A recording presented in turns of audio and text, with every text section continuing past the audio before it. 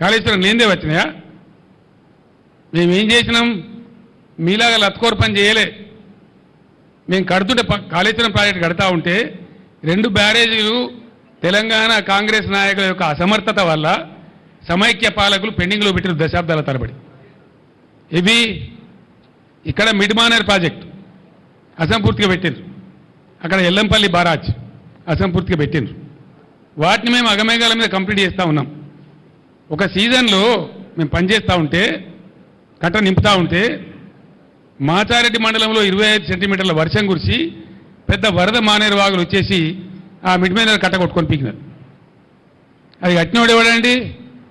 ఇవాళ అడ్డం పొడుగు మాట్లాడే కోమటిరెడ్డి వెంకటరెడ్డి మంత్రి, ఇవాళ మంత్రి. వాళ్ళ కంపెనీ, వాళ్ళ అమ్మ పేరు మీద ఉండే కంపెనీ వాళ్ళు కట్టిండ్రు. మేము మీ లెక్క చిల్లరగాల లెక్క వ్యవసాయం. మేము ఏమనుకున్నాం ఆ రోజు?